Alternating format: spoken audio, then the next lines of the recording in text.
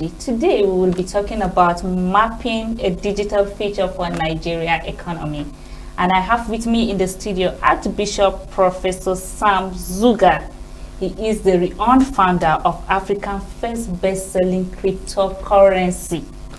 Another thing you should know about him is that he is the first professor of digital economy, not in Africa, not in Nigeria, but in the world.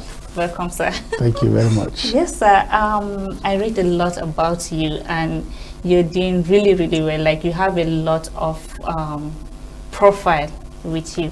But then I would like to know your take on this, like the economics and key stakeholders in the oil and gas industry have expressed concern over the perennial problem of fuel scarcity, declaring Nigeria will continue to face higher microeconomic risks. What's your take on this?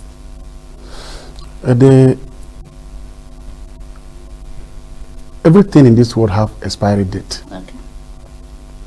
There's a beginning, there's an end. So what make people,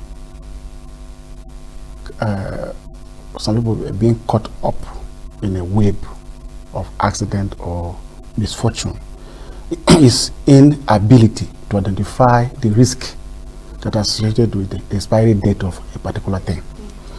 So if you check very well, before oil came, other things were taking place in Nigeria. Oil just came accidentally. So the moment that oil came, everything was abandoned. The focus was on oil. So that one is the first risk, because you abandon everything, you focus on one. If that one collapse, you have nothing to lay hold on again. So it happens like that. We forgot about agriculture and other activities that can facilitate the economy. So now that the trend or the table has changed, it's not only in Nigeria, everywhere, oil is having issue. So if we are the oil producing country, and that thing is affecting oil generally, so we can't escape it. Exactly. We can't escape it. And then another thing is that there was no preparation. Nobody was presuming that something like this can take place. Yeah. That is why some of us, before now, me, I'm a Bible-believing person. So I read a place in the Bible where the Bible says, a prudent man foreseeth evil and hide it himself, but the foolish rush into it and are destroyed. That is the reason why when I foresee such things coming, I have to take my own side, which is digital economy. That today I am able to, that gave me the privilege to be talking to you. If I didn't take a stand on something different, I would have also have filling stations all over the place. When people were building filling stations, I look at it that this thing one day, it will have a different story. So I took something different. So the risk associated with oil and gas is something that cannot be averted, because the expiry date of oil has come and there's nothing we can do about it. Then I want to know again, like, economics and the key stakeholders in the oil and gas industry have expressed concern over the recurring problem of fuel scarcity, declaring that unless and that is why we are trying to campaign so much about digital economy, because if we have scarce resources already, and then the cost of goods and services are increasing, so there's no way you can increase the resources that have been existing before. So the only thing you can do is this: you have to get something that grows faster, grows your resources faster, because you cannot stop the growth in prices. So if you want to balance it, you must balance the income, because if the income overtake the expenditure, you can balance it. But for now, the goods are the cost of goods are increasing on the high side every time. Then the money you're supposed to use is not much before. So the only thing you can do is finding a way that your income will double or even triple, so that no matter how the cost of goods are increasing, you will still balance it up. For instance, if you have somebody who have a steady salary of 30,000 per month, and those goods already finish his salary before the month end, but there's somebody somewhere who get his money on daily basis. He does not waiting for the end of the month. So this person has advantage. Even things increase, he doesn't feel it, because if you quote any price, he can pay. But the person that have steady income, he cannot balance. So the only thing we can do is trying to avoid such steady incomes. Try to diversify economy. Have all manner of avenues of money coming in. So if it's coming in all angles, then it will balance. But if it's only one channel, you are getting resources, the crisis is unabated. But then again, like with all this that you have said, like talking about how to balance up, we all know that that at the moment wages are not meeting up. They're not meeting up at all. So how do we make some economic headway? The policymakers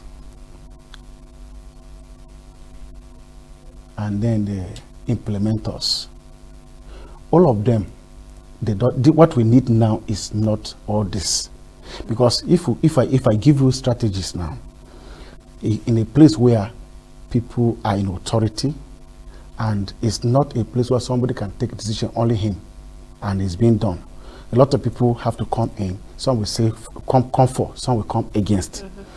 So it is better for allow the policies to be there, but individuals now take responsibility. They will take personal responsibility. Now it's an emergency case. So if I give an idea, it will now go back to policymakers. After making policies, then implementers comes in. So the process will take long. So if we're talking about finances not being enough to meet up with the cost of goods, we cannot go looking for solution that policymakers should handle. It should be individuals trying to be creative, personal responsibility. That is what is lacking in society now, because we come and make some things on ground, and we depend on them. We're living life based on what has been existing. Yeah. So if, okay, for instance, a doctor who goes to school and is studying about chicken pox, in school, the textbooks that he's studying talk about chicken pox, but we don't have chicken pox on ground. And if he comes out without having his own personal research to be able to know what is happening per time, he will come and begin to apply looking for chicken pox to treat. Exactly. So it's not necessarily focusing on the policymakers and the existing policies, but then you as an individual looking at what is happening on ground and then taking a stand, taking creative decisions that will make you, even in the midst of that crisis, you will not be feeling it. So it's better for individuals, like in Nigeria where I am, we all believe in blaming people. It's a very perfect game that we play, blame game. So everybody is blaming another person. But if you look inward, you discover that the problem that you are talking about, there is a solution inside. Me, I believe that in every problem there is a solution. There's a solution. And in every problem there is an opportunity. And every opportunity there is a problem. There's a problem, yes. That's how I believe. So anytime I see a problem, I look for the opportunity inside. And that opportunity is inside that same problem. So, sir, you said in every problem there is a solution, but I want to know, like, how can Nigeria maximize the potentials of the digital economy? Okay. Like in Nigeria, when digital economy started approaching, the first thing that it created in the country was panic. Because they have seen a problem in the emerging digital economy, which is money laundering, according to them, and then young people getting richer and then becoming wayward. So if you look at that aspect, you discover that the thing is bad. But if you look at the problem, truly speaking, it's bringing a problem. So what is the opportunity inside that problem? So now, the digital economy have two sides. Truly, it it is shifting wealth from the old people to young people. But then the young people are the tools of productivity and destruction. So why will you help if you want to stop destruction? Then increase productivity in the, to these people. If the youth are engaged, they will not think of something evil. But if they are not engaged, they will be available for as tools of destruction in some people that are wicked.